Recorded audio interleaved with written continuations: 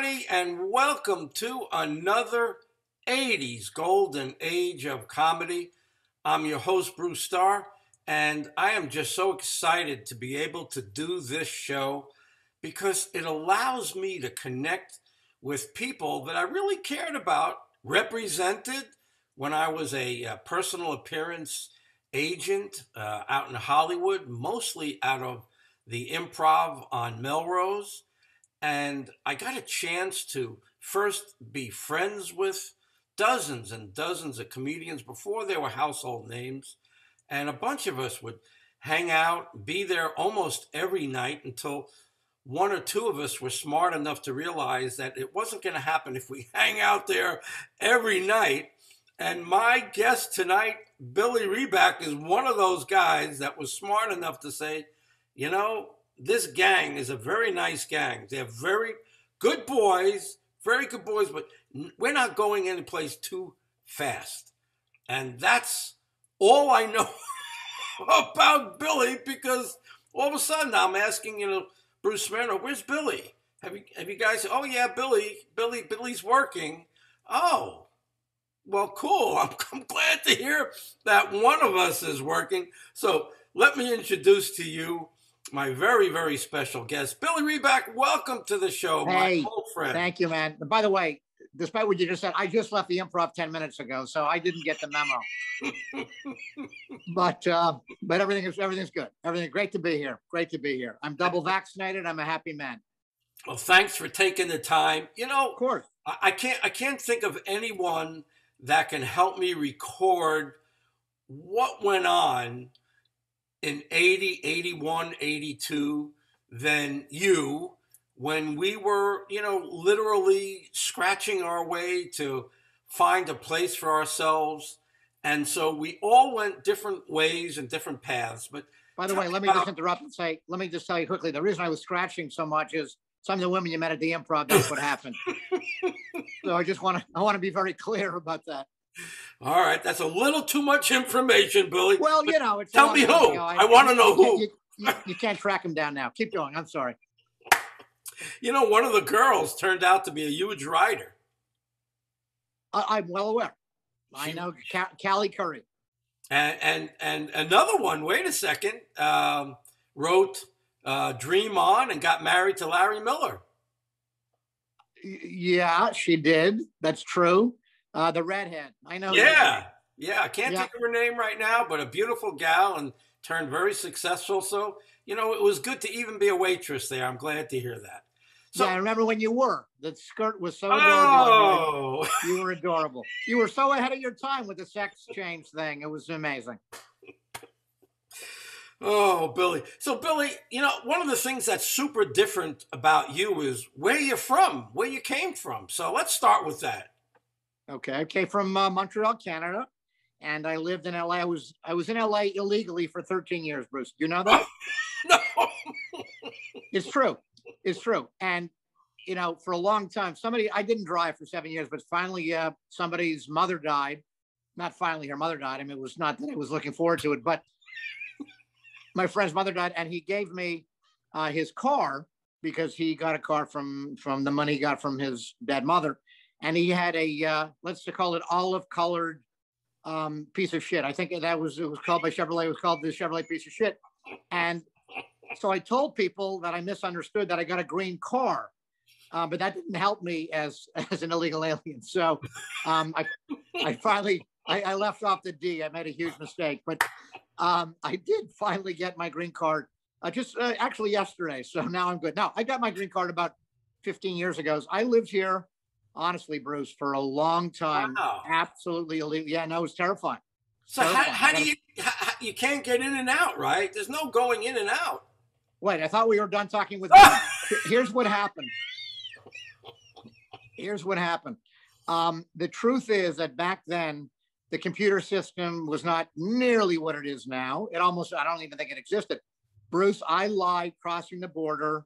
Probably, I figured about 70 times. Oh, I remember, God. Seriously, I remember the night I stayed at my parents' house when I went home, and I went home for, funerals, bar mitzvahs, weddings, that kind of thing, brisses. I had 3 of them. Don't ask me why. And the night before I had to fly out to come back to first New York, then LA, my heart would pound so hard. Oh my, I was so terrified that I had to make up stories. And I got really good at being a scumbag liar. I mean, it was, and I'm not proud of it. Well, I sort of am proud of it, but I had, you have to do what you have to do. And I'll tell you that I came close to getting caught many, many times. I remember I had a few magazine subscriptions, and one time I was at the border at the airport, and or customs and immigration, and I looked down and I have a magazine that I'd gotten at home with my address label, which is in West Hollywood. Meanwhile, I'm telling him I work in a pajama factory in Montreal. And, I gently turned the magazine over so the mailing label wasn't staring the immigration officer in the face. And I said, this year flannel is very popular. I made up nonsense. My brother was in the business, so I had some ready answers. And I got, Bruce, I'm not kidding you, over 5 dozen times I lied. It was so crazy. And as a matter of fact, I'll tell you a quick story. You got me going, but that's the idea, I guess, right? When I finally not became legal, when I finally got my first big gig, which was writing on a talk show in New York for David Brenner. He had a late night talk show called, I think it was called Nightlife. And I hope some of your viewers know or remember David. He was a brilliant comic. Oh, I loved him, man. Yeah. And here's what happened. I got the gig, and I was legal because I got a lot of letters from a lot of people I'd written for, et cetera, et cetera. But I had to go back to Montreal to come into New York. So you had to go through the port of entry that you originally came through. But the guy that I happened to encounter at the airport, the customs guy, had seen me 1,000. He remembered me. I remember him. He was a big, fat, bald guy. He looked like Santa Claus without the beard and the nice personality. And there was nobody on his lap. Maybe this young girl, but that's a whole other story. And he looked at me. He went, I always fucking knew there was something the matter with you. And so here I was, but there was nothing he could do because this time I was legal. I swear to you. It was so crazy. And so I actually went past the guy I had lied to a million times to come into New York legally for the first time. It was insane. Wow. And then the process went on from there, but it's totally true story. And it was scary because, you meet people in show business. Occasionally you make enemies in show. I know it's hard to imagine I can make an enemy because I'm so demure and quiet, and stupidly, I told everybody where I was from, and I bragged that I was there illegally. And Bruce, I lived in fear of people knocking on my door for a year. I was in LA illegally 13 years, seriously, until finally, long story, too boring to get into now. And I became legal, but it was, so in addition to everything else, as hard as show business is, I had to endure and withstand crazy pressure on a daily basis. So you probably never knew that. Right? And you can't tell that to anybody, right? You can't tell anybody. Like you just said, maybe you said to one person, and then you go, oh my God, why did I do that? Because now. Right. And I stupidly told it to way more than one person. I used to talk about it on stage like a puss. And, because I thought it was funny that I was fooling the American government. But, had there been, imagine there could have been a customs guy in the audience, and it's like handcuffs as I exit the club. So never happened, but I was a complete moron, to tell you the truth. It could have. Oh, so it so could have. It so could have. I was bragging about the green car. To me, doing a stupid joke was more important than staying in the country legally. So, but anyway. I was just watching Mrs. Maisel, and it's like the beginning of season 3, and I'm really getting into it now. I liked it at the beginning, didn't like it, but then I'm loving it now. And she gets very friendly with Lenny Bruce. And I just finished watching the segment where the cops came in and arrested Lenny again. Yeah. No, that's true. He didn't know Mrs. Maisel, but because Lenny had real balls. Like, we can get into so many areas, but the fact is that when Lenny said those magical words on stage, Lenny was innovative. Nobody was doing that. And he did it to make a point. Now, not that you asked, but I'll toss it in.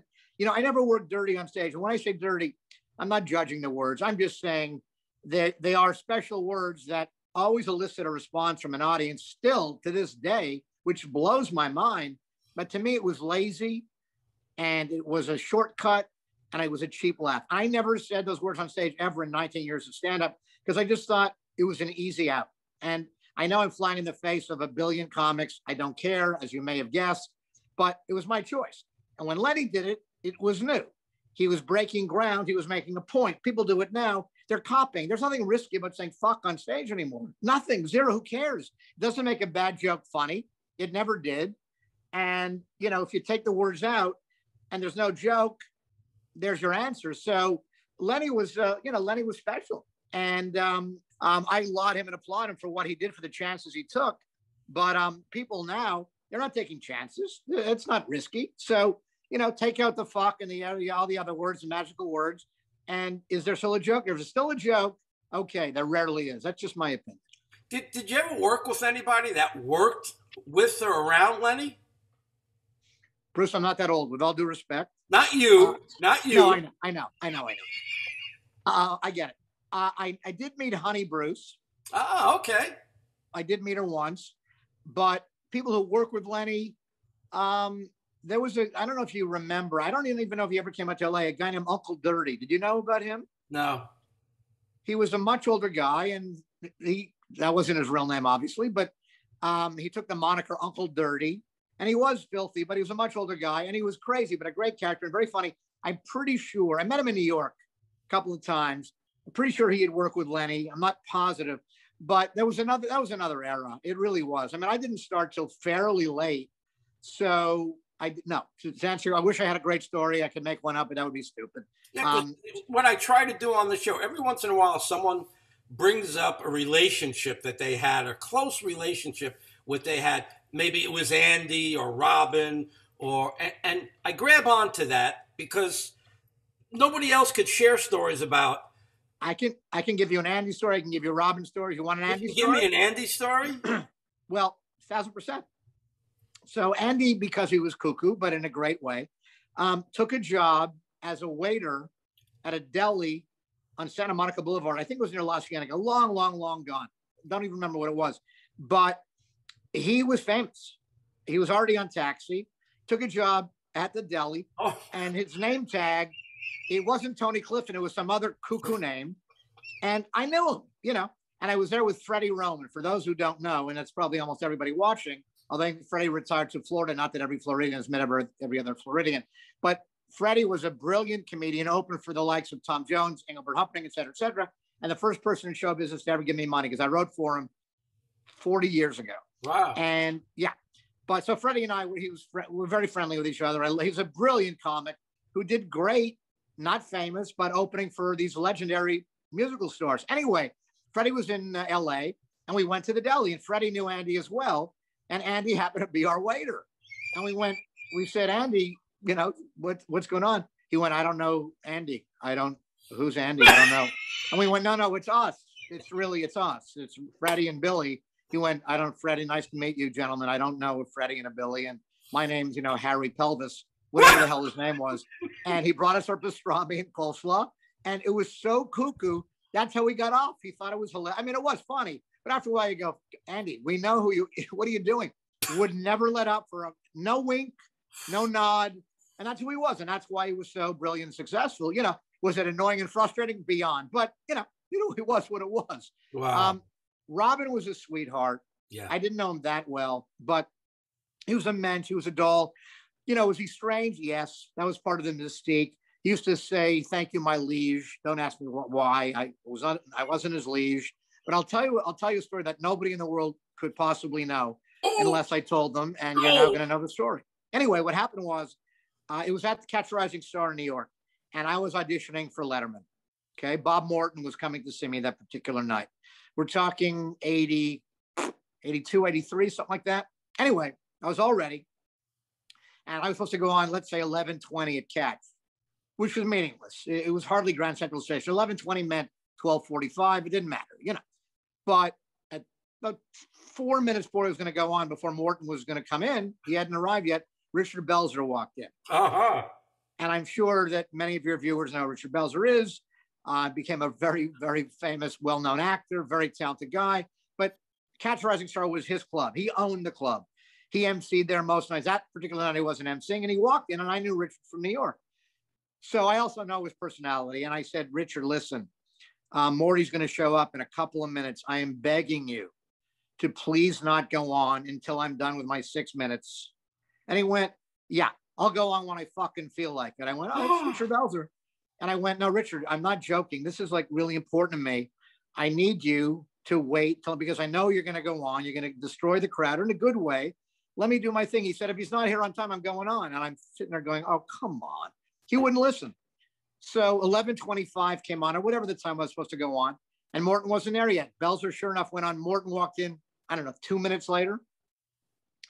And Belzer's on stage using, every device in the book to destroy an audience, both positively and to fuck it up for me. I mean, he must have said fuck 600 times in one sentence. Fuck became an adjective, a verb, a predicate, a noun, parts of speech I've never heard of, and I did well in English. And I'm sitting there going, oh, I'm so dead. I'm so dead. So Morton, was there, and I said, will you wait? He went, well, I don't know how long he's going to do. I said, well, he knows I'm here and you're here. He can't do that long. So he's on 45 now, 45. At that moment, Robin walks in. And Robin I can talk to like a person.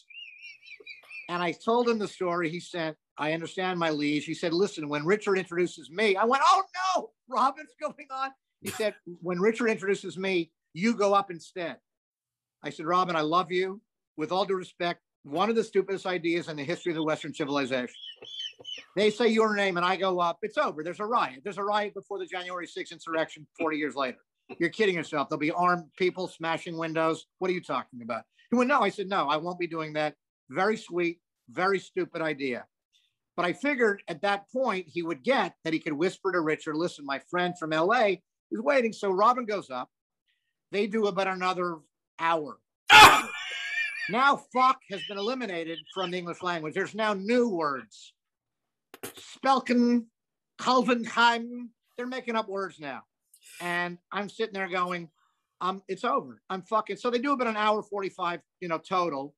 And seriously. And finally, it's now the next day. It's 2:30 in the morning. And Morton is still there. Finally, they say goodnight because they've run out of words that rhyme with fuck. They said proc, lock, mock, sock, cock, cock. And thank you, good night. And the entire audience gets up because, of course, right? They've seen, comedy at its finest. Fuck, fuck, fuck, suck, fuck. And now, Billy Reback. There's 6 people left in the audience. 6 people left, including Bob Morton. And all my friends at the bar said, don't be a schmuck, which also rhymes with fuck. Don't go up. I went, no, I'll get him. Bruce, do I have to tell you the punchline? Complete death.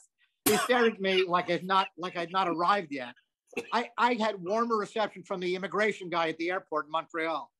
And complete death. I did my 6 minutes, solid material, made no difference. They were still reeling from hearing fuck that many times in 105 minutes. And Morton said, call me tomorrow. I come tomorrow. He said, you're not ready yet. I said, Bob, what do you mean I'm not ready yet? What are you talking about? He said, I can tell. I said, no, you can't. You can't. You saw 6 people who have just been devastated by a nuclear holocaust. What are you talking? And that was it. Never got the show. So thank you, Richard. And thank you, Robin. I don't know. I'm sure they were both on drugs that you and I never heard of. Robin wasn't being malicious. Belzer was. That's the story. So there you go. It was a great night, memorable night. What can I tell you? So, all right, let's get back to little Billy in Montreal. What was growing? Yeah. Did your family have anything to do with you getting into the comedy business? Because this is super important stuff. It's a great question, and it's a very fair question. Yeah, in a way, yes. I had an Uncle Roy. He was my father's sister's husband. And Uncle Roy had understudied Al Jolson on Broadway in the 1920s, if you couldn't believe it. Wow. And it's true. Wow. Yes. And he became an impresario. He was probably the biggest impresario in Canada, booked everybody. I mean, everybody you ever heard of in show business turned down the Beatles and Celine Dion because Michael Roy was a moron and said the Beatles were a fad and Celine Dion was too ugly. He was right about that, wrong about the fad. So I met so many people. I mean, I met Danny Kaye backstage at the biggest performing venue in Montreal when I was 6. He was a prick. I met. I heard that. Complete prick.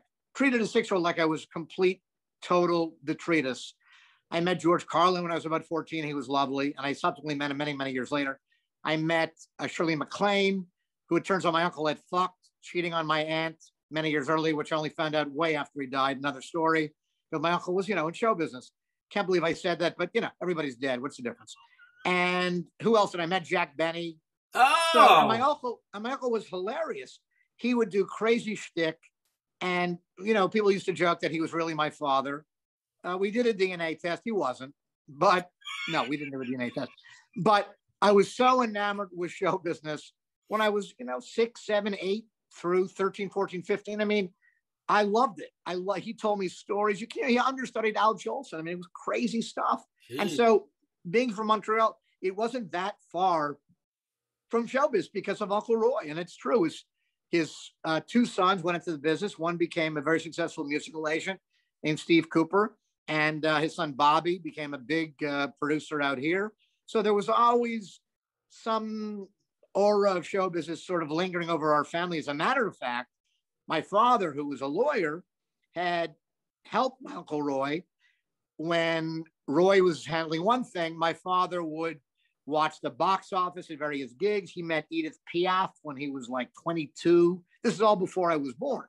But what happened was, and I heard about this too many times when I was growing up in Montreal, my father was on the road when I was born. I believe he was home when I was conceived, can't confirm. And when he came home after his newborn son was born, about 2 weeks later, as the story goes, from my father, he saw me, I saw him, and I started wailing because this strange man is trying to touch me, And he quit the business at that moment. Never wanted to practice law, but he quit the business. So he basically blamed me for his having to leave show business because when I was born, he realized if he's going to be on the road and his own son doesn't recognize him, not good. So he quit. And then as I was growing up, he would tell me, had you not been born, I could have been doing what I love. I said, Dad, I'm sorry for making that phone call to your penis, telling you to have sex with mommy so that I could ruin your life. I really apologize from the deepest bowels of my testicles that I ruined your life as a sperm. So, I never said that to him, but that's what I was thinking. It was like, are you kidding me? I mean, what do you want? What do you want? What do you want for my non-life? But show business was always around me. And, it was a way he was very proud of my success. But I think there was also some jealousy there because I ended up pursuing my dream and he hated every moment of being a lawyer. It was interesting. So there was that. But now let's go to the very first time you took the stage, you took a shot. Was it elementary school? Was it junior high school? Was it high school? I did magic when I was a kid growing up to help put myself through college, McGill University in Montreal. So I performed, for kids a lot, and I loved it. But I realized that the kids don't sign the check because I was a smart guy. And so I found myself ultimately playing to their parents and making them laugh, having more fun making the parents laugh than fooling the kids because the kids were 6. And how is that going to help me? So I still fool the kids and I love working for kids, but I had more fun, to be honest, making the parents laugh. And first you have the little magical tricks, the wand that falls apart when the kid takes it. What did I do? Nothing. I bought it for $6.95. No skill there. It's like saying, fuck. I paid for the wand and I handed it to the kid. It fell apart. People laughed. Big deal. So then I started being funny on stage just to make the parents laugh. And that was so much fun that ultimately I started performing around various high schools. I emceed shows in Montreal. There were no stand-up clubs then, but we started a thing at university where we would do a show in all the dormitories called Cabaret, and I would MC that. We'd bring in a singer and a comedian and a piano player, all friends of mine, and it was so much fun. I always loved getting laughs. I can't explain it. It had to be Uncle Roy. It was one of those things where he used to make me laugh when I was a kid, and I knew how much fun it was to laugh. So I'm thinking it wasn't a big leap. If it's fun for me laughing, then I'm going to make other people have fun if I make them laugh. I think that's where it really all began. So I really did start performing in and around Montreal when I was about 16, 17, 18, something like that. So that's how it began. Very humble beginning, but that's where it all started. And then you said to yourself, wait a second, I've got to pursue this. How do you even, like, I can understand if you're one of the New York guys, one of the guys from Queens, New Jersey, you're in like Montreal. There is no comedy scene up there. What did you do? I had seen Robert Klein on The Tonight Show when I was probably 14 or 15. absolutely destroy an audience. And I'm watching him with no props. You couldn't even see the microphone. It was a boom mic. He's just standing there getting huge screams, making 400 people laugh. And it was positive power. He got 400 people in the palm of his hand, making them laugh. And I'm thinking, this is a great way to make a living. Can you make a living? And then I read a book called The Last Laugh by Phil Berger.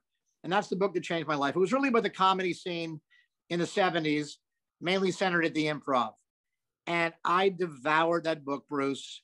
I mean, you may have heard about this book from other comedians. Maybe you read it, but that was my Bible. And I ended up meeting so many people I read about in that book. I mean, Mike Preminger became my really close friend, and he was in the book prominently mentioned. He was the first person when I moved to LA, first person I met. I ended up meeting Brenner. I knew Gabe Kaplan, stories, all kinds of stories. Or Jimmy Walker I met. I mean, all these people who had begun that comedy scene. I'm not saying they all became close friends, but I met them all. But it all began by reading that book going, you know what? I'm a funny guy. I'm just going to move to New York. And I moved to New York with $700. Again, crossed the border illegally. Everybody thought I was completely insane. Took a bus to New York City. And there I lived for almost 2 years, penniless. Took a job in a gay bar because it was the only job I could get where they, pardon the expression, paid me under the table because I was illegal. Not a place you want to be at a gay bar when you're the only straight person on the block. But I was, and I did, and I good, and I had. And I survived in New York City. Where did you live? Where did you live? What week?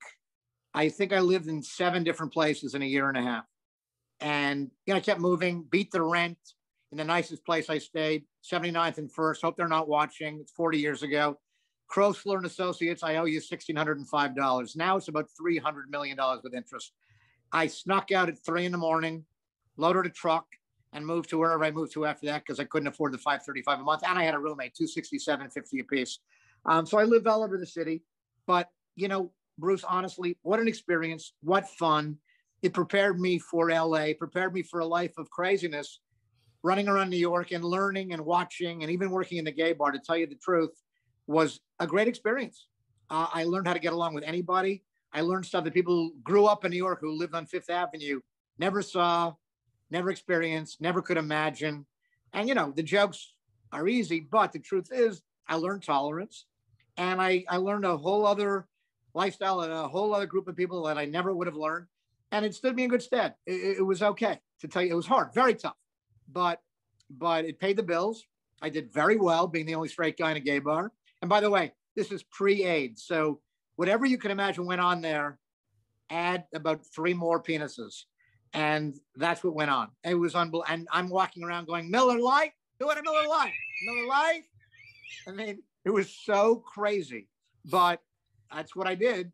And were you one of the guys that stood on the line waiting for your number at the Improv? Of course. Oh, my God. Absolutely. But you know what? It was fine, Bruce. It was I know. Fine. I heard. I didn't mind it because what you had to go through to pay your dues. When you're 22 years old, it's okay. You know what I mean? It doesn't matter. I don't care. This was a great time. Nobody tried to borrow money from me. I got 3 phone calls a week. Nobody wanted, I couldn't help anybody. It was just me and my, 3, 4 good friends. We'd go to a place called the Green Kitchen at 3 a.m. And it was heaven, Bruce. It was heaven. You got by, whatever you had to do. And it was fun. It was fun because... Who'd you stand online with? That's always interesting.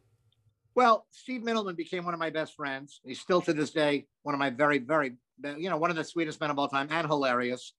And when I walked into the bar at Catch a Rising Star so many years ago, they were teeming with people, of course.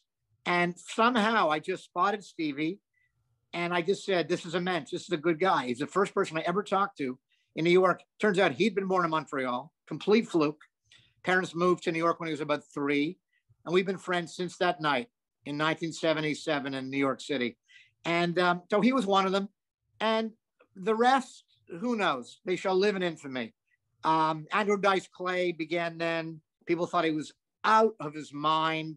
Everyone knew it was a character, but he was like Andy in that sense. He never broke character, and he stuck to his guns. We thought he was completely mental. He was, but it paid off. He ended up selling up Madison Square Garden. So what do I know? Woo! Yeah. I mean, years later, but oh, look, paying your dues, and it's okay. I love those days. And then finally, the truth is, what happened was, and I don't think you'll know the story, but I had just become a regular, and that means that I was approved to start calling in for what they call spots at the Improv. Chris Albrecht went on to become a huge executive, HBO and other places. So Chris was running the Improv.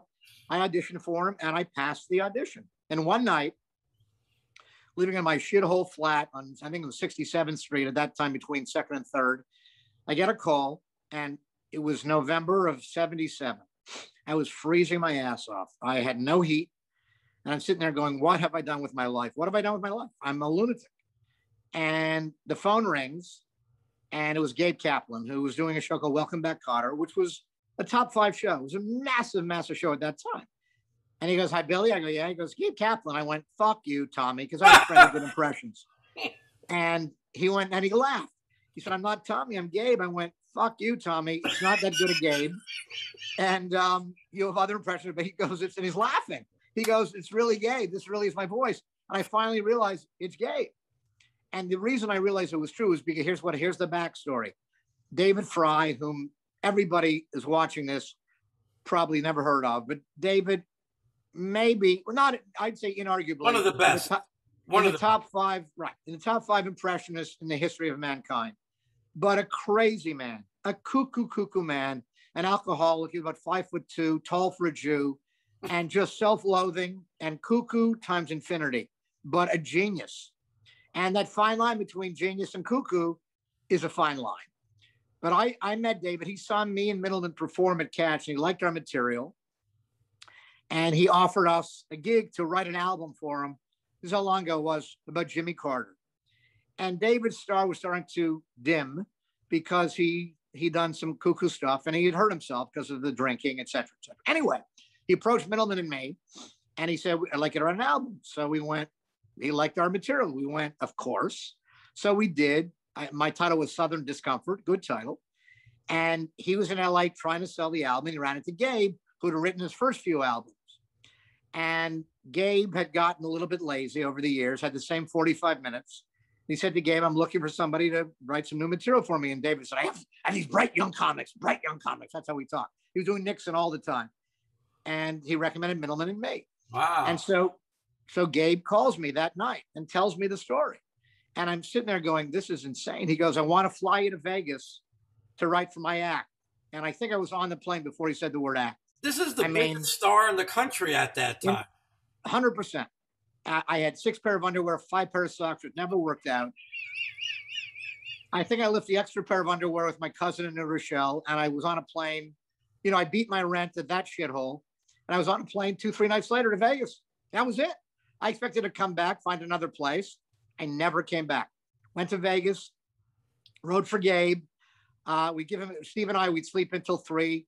You know, the curtains in Vegas, great. You can sleep in, there's no clocks. The curtains block out anything resembling sunlight. And Steve and I are going, this is the greatest. He's paying $700 cash a week, which is more money than, you know, a 22-year-old Jew deserved to make. And it was incredible. Dry cleaning our food. We had no bills. I think hookers were extra, as I recall. And although we could have pushed them, but we didn't. And Gabe would play poker till 5 a.m. Yeah. So Steve and I, then he'd go to sleep. So between shows, maybe we bring him jokes that we worked. We wrote jokes. And I think he tried 5 jokes. They all worked, but he didn't give a shit. He felt good spending money on material that made him happy. All right, whatever. So then he was going back to LA, and he said, I want to fly to LA to write for a special I'm hosting for ABC. So we went, great. Flew us to LA, put us up in a shithole hotel, long gone. I remember the pipes were coming out of the wall. That was the shower. There was no faucet. It was just pipes. But he paid us, I think then it was $1,000 a week to write for the special. And it went very well. Then he put us up in the Continental Hyatt House on Sunset, which is still there, new name. And that was fun. And then Steve had enough. He couldn't take LA, didn't think he was ready. I thought, hey, this is where I'm going to end up. I might as well stay. I stayed. Gabe was driving me cuckoo. He called me and said, I want to take it to Denver for $2,000 a week. And I turned him down. Really? Because, well, here's what happened.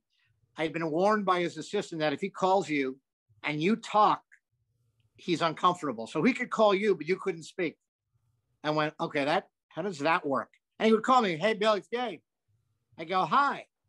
And then there'd be silence on the phone for 3 minutes. And, when that can go a little cuckoo, it's a lot of lobotomy time, within about 5 minutes. It's like, this is not normal. Then hey, Bill, it's Gabe. Hey, Gabe. Silence. 3 minutes, 4 or 5 minutes. I'm sitting there going, but I'm not allowed to talk. Siri told me. Siri, by the way, was his assistant's name, funny enough. And it was nuts. I said, I need the 2,000, I'm thinking, but it's going to cost me about 4,000 in therapy. Turned him down, and I ended up staying in LA, and then the rest is the rest. But that's how it really began. Crazy, right? Wow. Yep. Is that when did I get to know you at the Improv? At what point? That was probably 2 years after that. I had met Bob Newhart through connection. Wow. I wrote for Newhart. Wow. Yeah, not for his show, I wish, but I wrote for, he hosted the Tonight Show as he used to do, wrote a whole hunk for the Tonight Show. Tell you a story that nobody knows. Great. I meet Newhart at 10 in the morning at a place called Old World on Sunset. I'm 23, 24 years old. And I meet him at 10. Place. Yeah. And I meet Bob. He's wearing a powder blue jumpsuit because, he was hip. But I loved him. I mean, he was a genius. Yeah. And he says to me, here's what I need. I'm going to be working Vegas. I need a joke for every state in the union. I went, okay. He said, I'll pay you magic number $2,500. $2,500, and I don't have to take a phone call and not talk. $2,500. I said, okay, every state in the union. Because I'm going to ask people where they're from. They'll say Alabama. I'll say them in Cotton. Whatever it is. I said, okay, when do you need them by? He said, tomorrow morning at 10 o'clock. Ah! I went, tomorrow morning at 10 o'clock.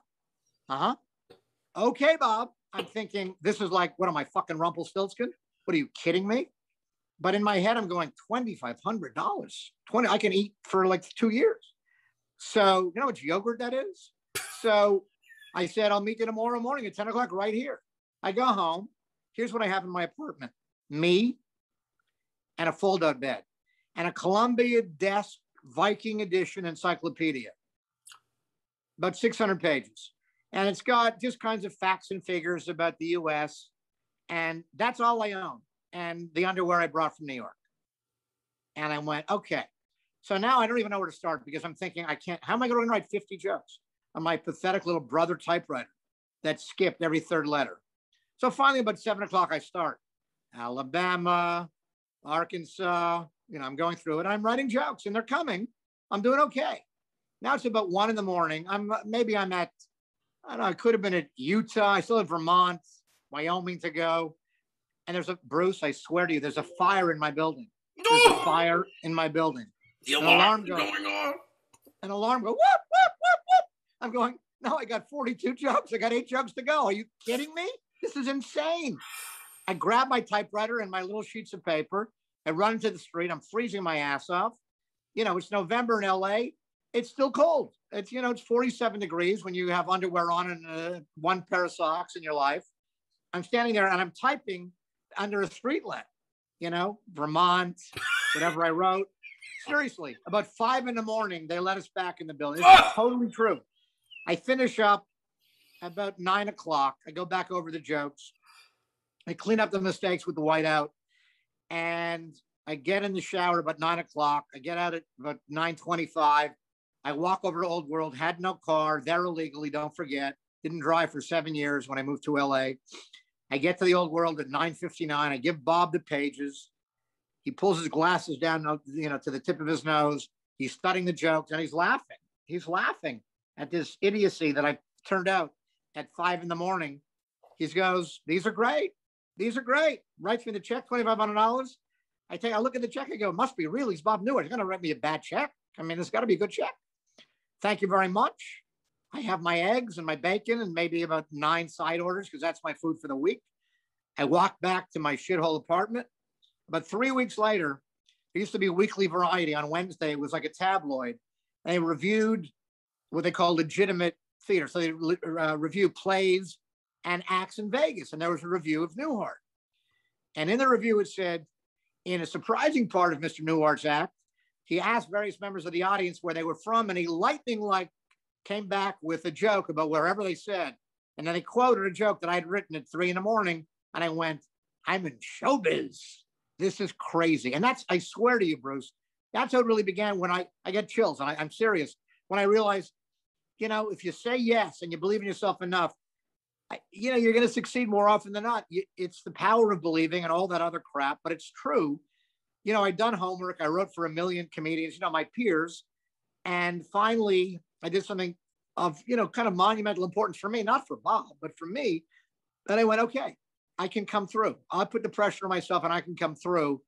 And I did. And that was a really important time in my life. My God. So that's another story that most people I'd never told to, but the Gabe story and the Newhart story, red letter moments in my life.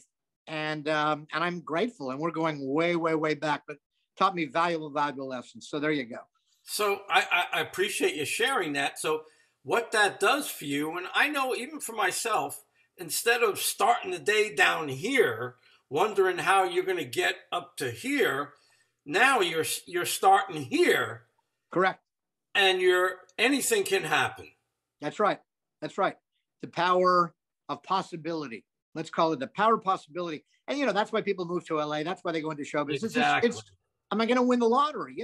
But I won a couple of mini, I won the $2,000 fourth place lottery a few times, but better than a lottery because I had some control, right? It was my brain, my pen, my shitty typewriter.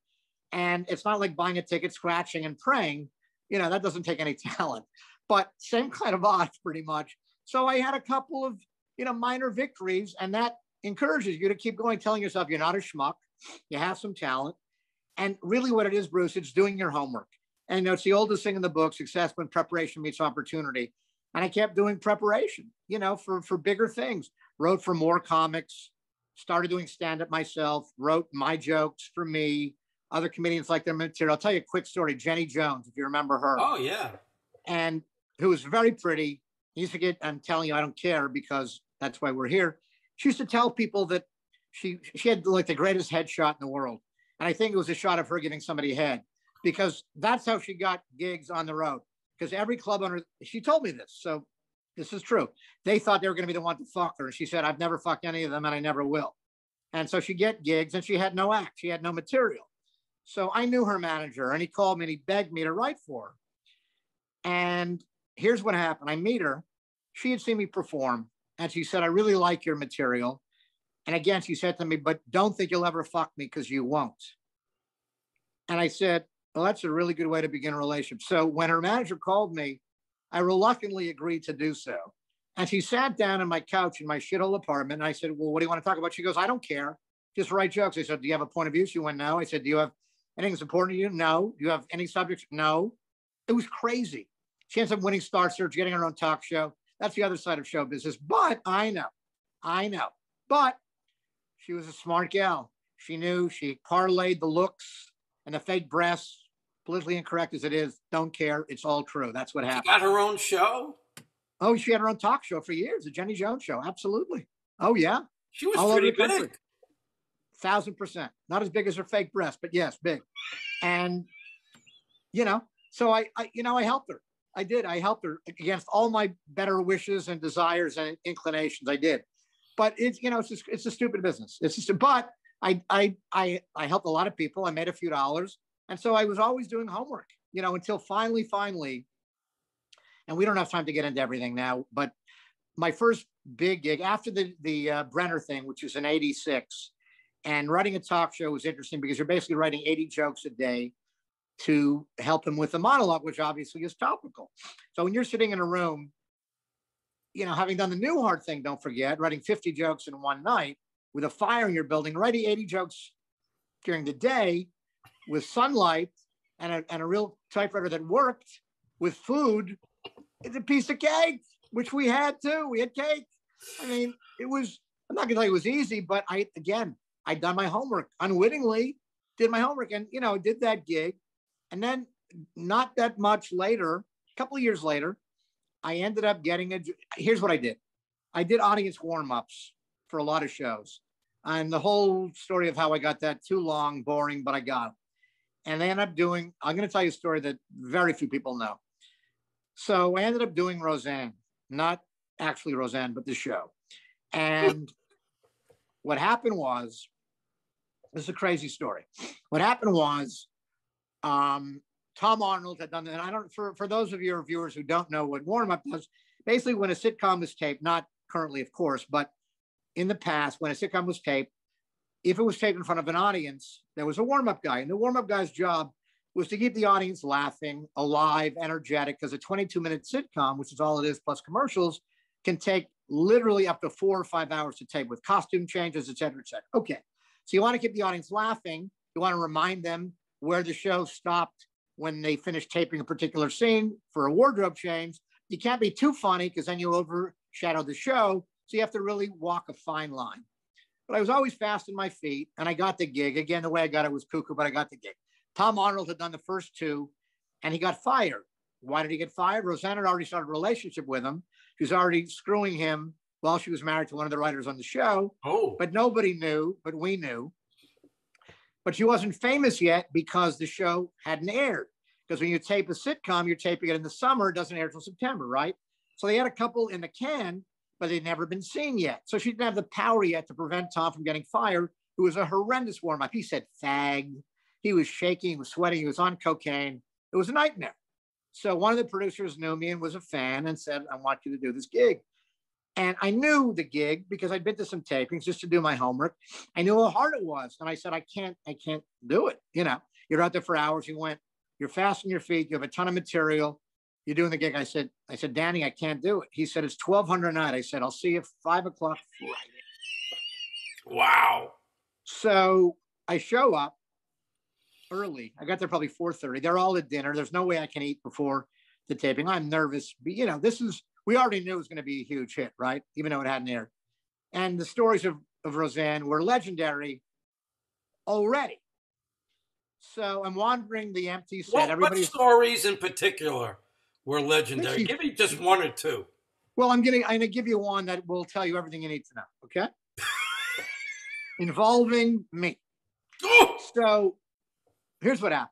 I'm wandering an empty stage. The cameramen are just covering up the cameras. They're going to dinner. And they said, oh, you must be the new warm-up guy. I said, I am. They said, we've had her all week. Good luck. Bruce, 2 seconds ago, it seems like we're talking 1988 or 89 at this point. July of 80, probably 8. And that's what one of the guys said to me. We've had her all week. Good luck. I'm thinking, what hornet's nest have I stepped into? So I'm walking on the set looking, oh, there's Becky's bedroom. I'm figuring out, oh, that's DJ's bed because it's a little bed. That's the kid. Because I'd read a couple of scripts, right? A few minutes later, I look up and there's Roseanne wearing the by now famous flannel shirt and the jeans. And where is she? She just came from dinner. She's at craft services eating a chocolate bar. Because of course. And there's no one else on the set. Stay with me on this, Bruce. It's worth it. She walks over to me, runs over to me as fast as those fat little legs can carry her. And she's about maybe, I don't know, 10 inches away from me. She goes, you the new warm-up guy? I said, yes, I am. And here's what she proceeds to do. Unsnaps the snap on her jeans, pulls down the zipper on her pants, pulls down her jeans till just above the panty line. I can still picture the 3 pubic hairs curling above her panties. And she goes, you like? I said, I just ate. Pull up your fucking pants.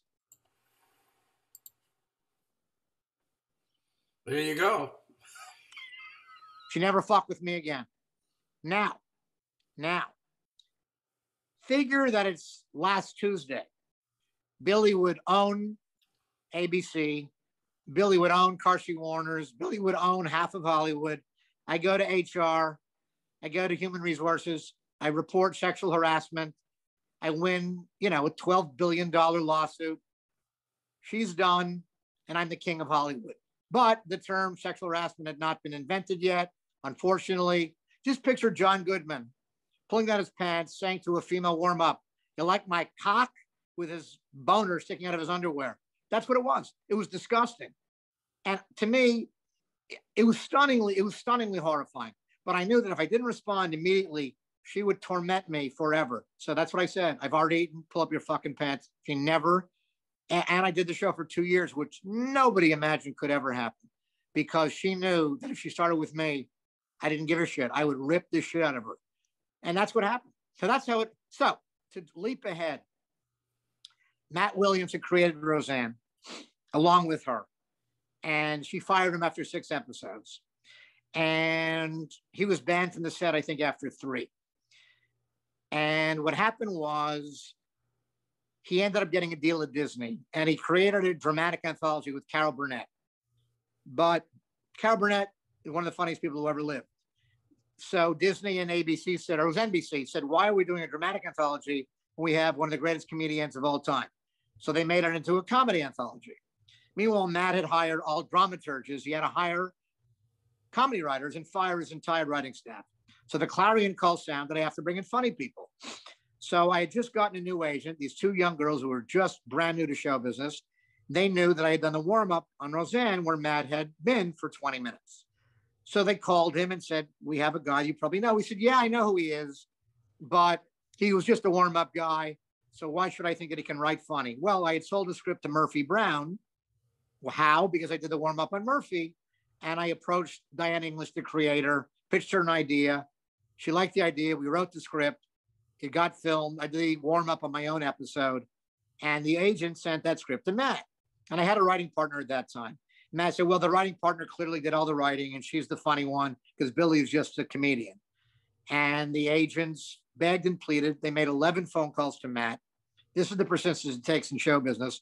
Finally, he agreed to meet us. So I told my writing partner, listen, we're going to get the gig because I don't want the gig. I didn't come to this town to get up at 7 a.m. to be a writer. I want to do stand-up. I want my own talk show. So she said, okay. So I went into the room. I just made fun of Matt for an hour, did all kinds of Roseanne jokes about she wanted him naked. And she knew that he was a Gentile. They have uncircumcised penises. And she was curious because she's a Jew. And he was howling. I just took this crazy chance. He was howling. 2 hours later, he called me and said, you got the job. And I tell you this because I met Carol Burnett about a week later, and I'm sitting in the room with Carol Burnett going, how the hell did I get here? How is this even this little Jew boy from Montreal, this little hairy Canadian Jew who lived here illegally for 100 years? And I went, I'm with Carol Burnett. It's a legend, an icon. And I went, oh yeah, no, I'm supposed to be here. I wrote for Bob. I pulled off a crazy miracle there. I wrote for Gabe. I did my homework. I would not be here if I didn't deserve to be here. Show business doesn't give you favors. It doesn't dole out, things on a silver platter. And that moment for me was really key. I went, no, I'm supposed to be here. I deserve to be here. And I ended up being Carol's favorite writer. We became really good friends, and it goes from there. But that, again, another huge moment where I had a moment of self-doubt, and I went, no. I am supposed to be in this writer's room. And it was intimidating at the beginning. I could tell you a story, but even on your podcast, I probably won't tell you the story right now. But I remember the first joke. I'll tell you the story. Oh, good. Well, here's the deal.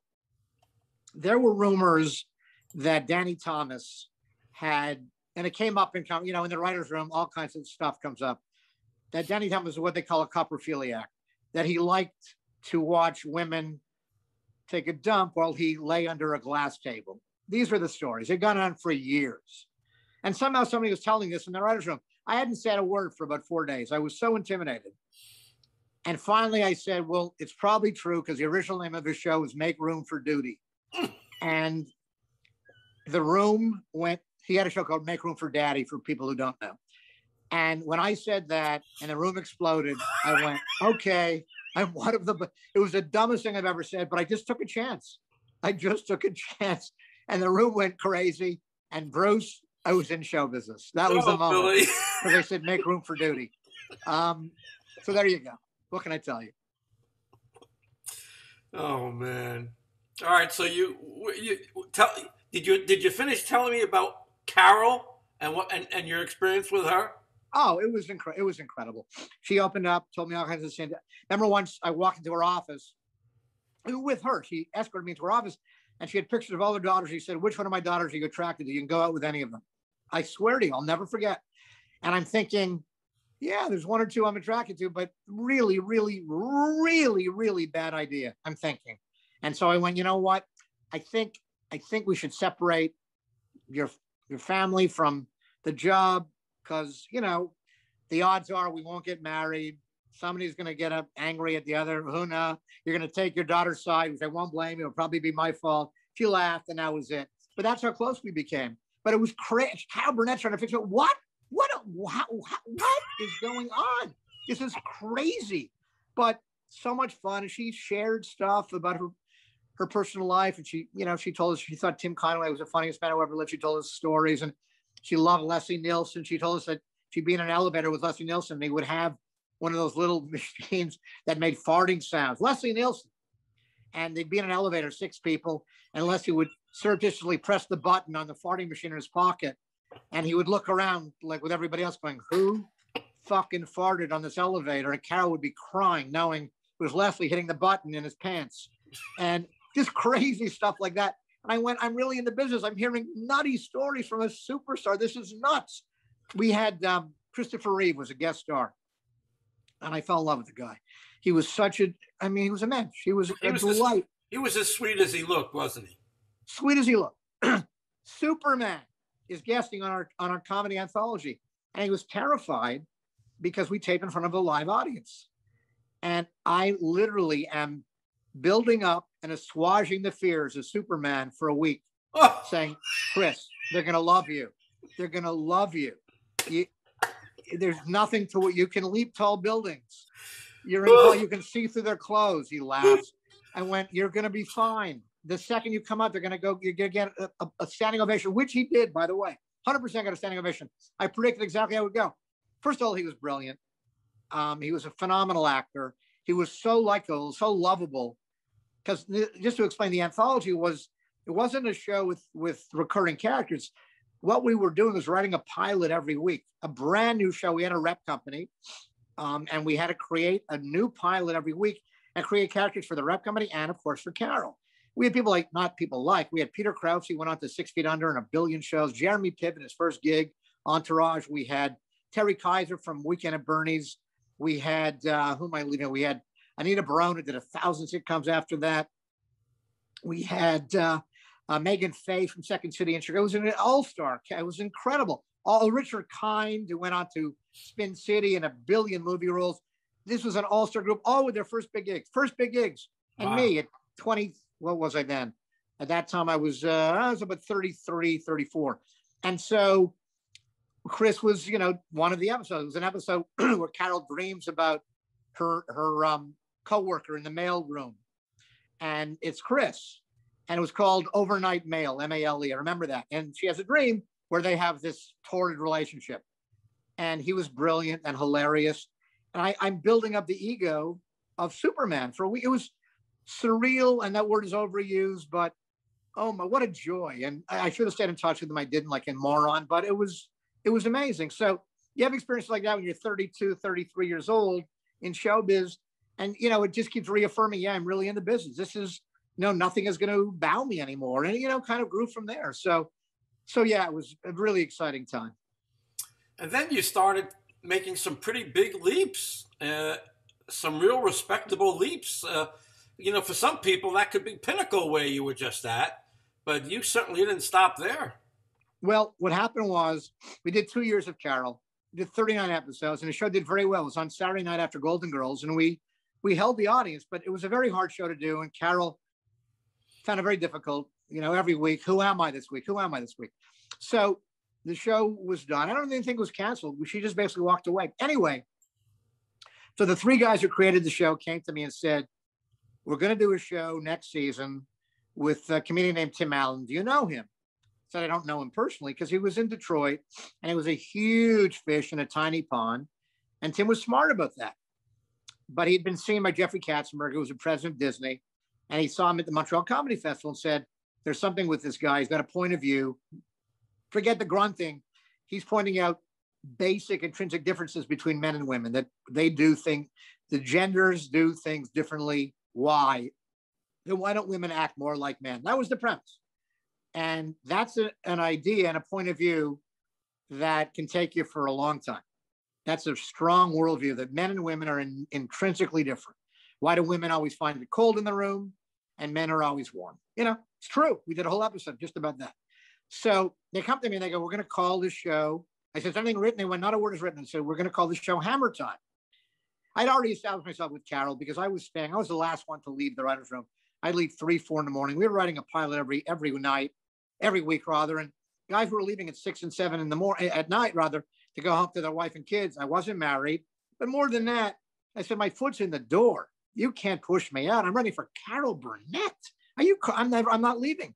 And be the 3 guys and myself very often at 3 in the morning, 4 in the morning, just us out of, let's say, 10, 11 people. And so they liked my work ethic, which I already had and worked hard at maintaining, being a hardworking Canadian. And they said to me, we're doing the show with Tim. We're going to call it Hammer Time. I said, no, you're not. And they told me the premise. And they went, why not? I said, because MC Hammer is massive. And that's his shtickloch, Hammer Time. And they went, what shtickloch? Non-Jews. And they never heard of MC Hammer. I said, look, I may not be the hippest white guy in this room, but I am. And I couldn't tell you one of his songs.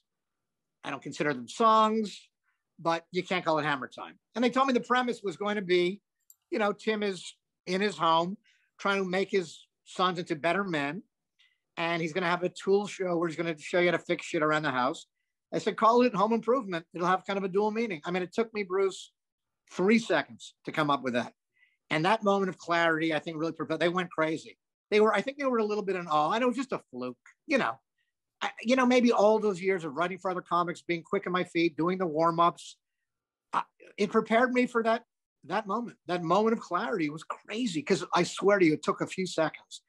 And I think they were stunned. So they basically had the attitude of, who was this asshole who just topped the title of our show that we've been working on for 7 months? But they knew it was the right title. We all sort of felt it. And that was the title. That was the title for 8 years. I mean, it was just a wild moment. So I ended up working the show for the first 5 years. I wrote, I think, 12 of the first 40 episodes. And it really established a foothold. It was a very heady experience. We were in the top 10 for all the years I was there. I think we were number 1 for 2 or 3 years. And it was, it was a time that you'll never forget because ABC is sending us bottles of champagne every week. And I'm going, how did I do this? How did I get again? I'm not always questioning, but you have to question. And you know what, Bruce? It's sort of healthy to question. How did I get here? Because you never take it for granted. You know, you just don't. And I never did. And after I left the show, because I'd written enough grout. What was the highest place, the highest level you got at on Home? Okay. The highest level I got in was supervising producer. Why? Because the guys that created 2 other shows while Home Improvement was on the air. One was called Thunder Alley with Ed Asner and Haley Joel Osment, who starred in The Sixth Sense. This is when Haley was 5 years old. And they had a show called Buddies with a very young and raw Dave Chappelle and Jim Brewer from SNL years later. So what I became was kind of the go-to guy. My office was in the middle of the floor at the company called Wind Dancer. And they brought me pages of every script of all those 3 shows. And I would basically doctor them and make them funnier. And that's what I ended up doing for, I think I was at the company 7 years. And I did that for the last 3 years. So I never got a high position anywhere because that's what I was doing. I was working on every page of every script. And it was so much fun. I really was. I made this reference before. I became like the comedy Rumpelstiltskin. Give me the pages. I'll put in the 3 jokes that you need. And you'll give me a roast beef every meal. And this is, and I'm making a living. It was crazy. Crazy. You figured the formula, and the formula then eventually became easy for you. Well, I'm not going to say, here's what it was. It was fun. So that's what made it easier. Let's say that. For me, it was a word puzzle. It was a big puzzle. How can I take these words and twist them around and make them funnier than they are now? And I succeeded a lot. I mean, it ended up being something that I was very good at, but I loved it, and that is the definition of success, right? Getting paid to do something you love. And I loved every moment of that. The hours were crazy, didn't care, loved it a ton. So Billy, explain to young writers who can only dream about what you've already accomplished. Is there a technical side? Like I just said, you learned how to work those 3 jokes, or you were a wordsmith around those jokes. Can you help young writers understand? Because I had on Gabe Abelson. You know Gabe? Very, very well. Okay, Love great Gabe. guy, great guy. He probably is the one that said that I should contact you. I mean, here's a guy that can teach late night comedy to anybody. He understands boom, boom, boom, boom, boom, right? Yep. Can Yep. you do the same thing? Is there such a way to do that for a home improvement? Well, it's funny that you're telling that about Gabe, which of course I knew. I've been teaching stand-up comedy to little kids for about 15 years on the side, and I'm talking kids from 5 to 15. Wow. And I do teach them how to do it. I teach them technique, and they're there because they're budding actors. So it's not like I'm getting people off the street, but these are kids with a predilection for showing off. But I teach them how to harness whatever talent they may have and how to learn to write about themselves. That's where it all starts, writing what you know. And that's how I began, was writing, my act for my stand-up. But then I found out I had the ability to write for other people if there was a strong point of view, which I keep talking about. So I think the way to do it, and there's no one way, of course, but you want to do your homework. What you want to do is you want to read a million scripts, which I had. I got lucky because I did the warm-ups for 7 years for a couple of dozen different shows. So I kept watching shows being taped. I would see little tricks. I saw a structure. I knew where the act break was, which is where the big commercial is at the 15-minute mark. I kept seeing how shows would wrap up a certain way, how you tie loose ends together. And, there are formulae, and the way to do it is to read a ton of scripts. You can find anything online now, much easier now than when I was doing it, of course. Anything you want. There's 9 million books on writing. The key, Bruce, is to do it. If you have the inclination to do it, you just do it. Start with a blank piece of paper, take a show that you love, and write a sample script of that show, a show that you love and understand. And that's a big challenge. And I had done that. I wrote a Cheers episode with a partner years ago, even after Cheers was off the air rather, just to see if I could do it. And it was pretty good. Never showed it to anybody, but it was kind of practice. Like I said, homework before I was ever in that situation. So I ended up with Carol, and I ended up Thunder Alley and Buddies and Home Improvement and many other shows. I'd been down that road before. So the key, and this is something Matt Williams, who created Home Improvement and Roseanne and Buddies and Thunder Alley. The biggest lesson Matt taught all of us in the writer's room, he used to go, here's the big writer's trick. Listen. And the irony of that was that's what Carol Burnett would do at the end of every episode. That was her signal to her grandmother from her old show. But that's what Matt said, is listen. And to this day, I listen. And it was ironic for me because when I came to LA, all I wanted was my own talk show. Look, let's be honest. You have the last podcast in the world besides me, because everybody else, as you know, has a podcast. Everybody. The guy at the front desk of my building now, he's got a podcast. Everybody's got a podcast. So I could now actually have a talk show, but now everybody else has a talk show. But the key to a talk show, and it, is to listen. Same thing in the writer's room. Don't drift. It's like if you're an athlete, you better not think about the chick in the front, in the first row behind the dugout and where you're going for dinner. You're going to get hit by a baseball. You got to focus and not necessarily listen, but be in the moment. And that's what I always did. I was present. I was always present. I paid attention. And that's the key. Listening, focusing. And this is what I teach the kids. Taking in the audience, sort of feeling the vibe of the audience, which I got from stand-up. And I will tell you, and not that you asked me this, but I think it's interesting, is that when I was doing stand-up concurrently with writing, I was better in the writer's room because I could sort of sense, better than all the other writers who were not performers, kind of the zeitgeist at that time. What were people laughing at? Not that we were doing topical jokes on Home Improvement, we decidedly were not. But I could still kind of tell what kind of things are people laughing at today from having been on stage the night before and maybe later that night. So the combo really helped. I'm not telling everybody you have to do stand-up to be a comedy writer, not at all. But does it help? Big time, big time. You start tuning into what an audience is laughing at that time. When I say that time, I mean, like I said, the zeitgeist during that era of time. And it's a big boost. You can do it without, of course you can. 98% of people I work with were never on stage in their lives. But for me, it was a massive asset. So for whatever that's worth, I think it's interesting. So, Billy, what does somebody do when they come off a high like Home, and where do you go from there? I mean, What else is there to do? Well, you want to create your own show. After I left Home Improvement, I got a deal at Sony. I got a 2-year deal at Sony. I did get my own show on the air called Ask Harriet. You can look it up.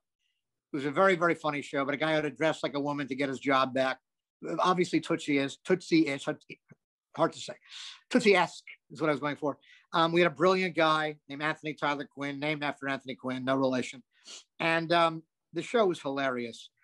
It offended some people at the network, not as a politically or incorrect thing, but they were sort of freaked out by the makeup and hair people we got to make this incredibly handsome, very straight guy in real life look like a beautiful woman. They literally were freaked out. It was bizarre.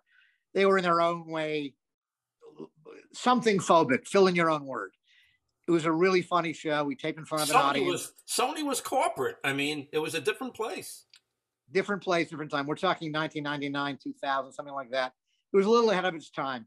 It was hilarious. It was an hilarious show. But weirdly after that, I did get a show on the air, and that's very hard to do. We taped 13. This show was so funny, so funny.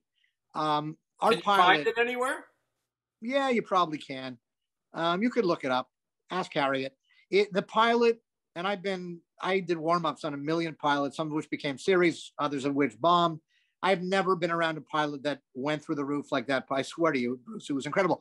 But I'm only telling you this because weirdly, not ironically, but weirdly after that, I kicked around for maybe a year.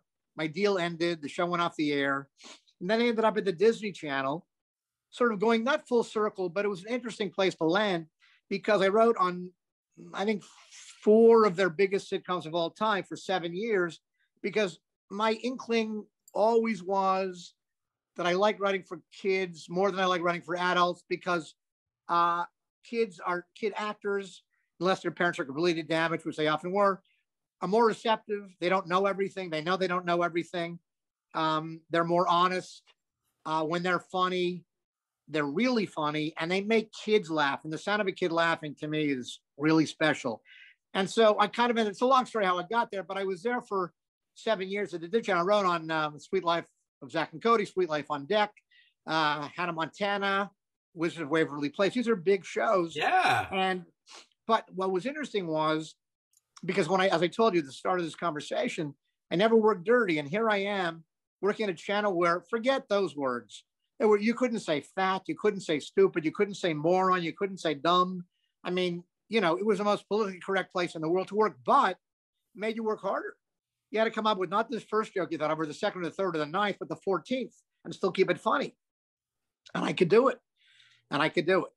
And it was a joy. I will tell you, I loved writing for almost every kid I work with. It was so much fun.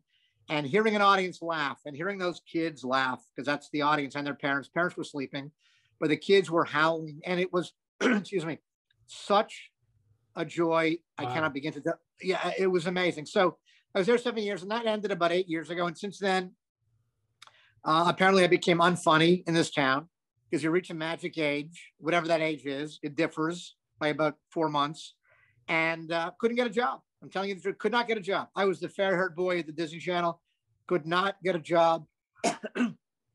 Sorry, my voice is going. And I ended up writing movies with a partner. And for the last, I think, about 6 years, we've been writing film scripts. We've written 18 movies, and we just had one option finally. And they keep getting better and better and better. And we're very optimistic because at Concord TV, films are hard. And this last year was obviously a nightmare, but we're making progress. We're making headway all the time. And I'm using all the skills I accrued writing TV to write film. And they're not that different. There's more pages and there's more words on a page. The plots are a little more intricate, but finally I have a partner that I love. We're having a ball. We're having so much fun every day. And that's what I'm doing. And so it's right now I'm having a ton of fun. I got to tell you. Wow. Do you think about stand-up at all? Last year was the year I was going to go back on stage. You know what happened. But when it's finally safe to go into a club that's crowded and no one's going to die, I will get back on stage for sure. Because what I've learned from working with the kids, to get through to them, I've opened up about me. and because I need them to open up to me and to trust me. And when I did stand up, I was a really good comic. I had really good jokes, but I never delved deeply into Billy Reback. And now I will. And so my stand up will be infinity better. And I can't wait to get back up there. I just can't do it right now, but I will. So look for that. So can I tell you that what's come out of this is that I'm hearing so many stories about people wanting to get back to work. They can't work. They're not making any money. They're sitting home. Can I call on you, because I am putting together 80s golden age of comedy tours? Of course. Absolutely. 1,000,000%. Great. I love it. I love it. I've loved stand up, I guess, since, well, from watching the Ed Sullivan Show that long ago and seeing all those guys who influenced me, and then reading that book, The Last Laugh, which I urge anybody can be, if you can find a copy to read. And there's been a million books since, but that was really the heyday and the beginning of stand up as we all know it now. But you can count on me anytime with 1,000,000%. I just like making people laugh. The truth is, quick thing, I may have sent you the poster. I opened for Chuck Berry. Oh. I opened for Chuck, and I made 20,000 people laugh. Oh. And a very heady experience. But the truth is, if a waitress is having a shitty day and I make her laugh, I swear to you, I get the same joy as making the waitress have a good day as I did making 20,000 strangers laugh. So that's it. That's why I was put on earth. I know that. And, it feels good. It's not going to say noble, because that's a bullshit word, but it's an honorable way to make a living and to run your life, I think. So. What a great way to end the show. You have given me Billy Reback, and I lost you 40 years ago, 39 years ago, but I found you again, man, and you're happy. A guy. You're quite a guy. Thank you, pal. It means a lot. Thank you so much for doing the show, and we'll be in touch. A couple of ideas that I'd like to pass by you, because I respect your thinking and the homework that you've done. God bless. I really appreciate it. Billy Reback, what a guy. Thank you, everybody. Thank you for being on another 80s Golden Age of Comedy. We'll be back again. Bye-bye now.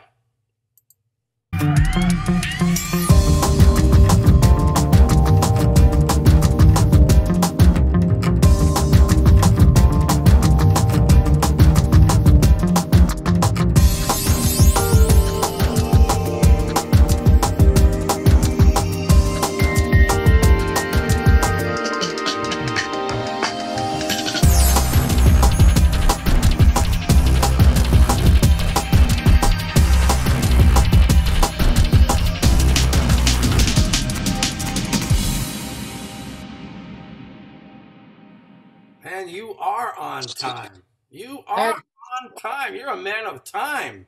Of course. Showbiz. Wow. Billy. How are you?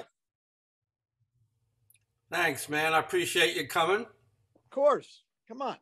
What, have people not been on time? Everybody's been on time. Your show business is long. You learn. You know what I mean? Well, except that it's been 40 years. Right. So if you're still in the business for 40, you can't, which is, 3%, you can't last 40 years and be late. You can't. You know what I mean? Even for something as unimportant as this. I'm teasing. I'm kidding. No, you're not. But that's okay.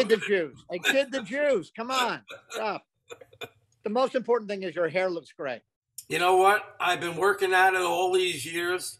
You know what? There's no color. I'm just lucky. Wow. Because I have color. I color my teeth. I mean, whatever you got to do.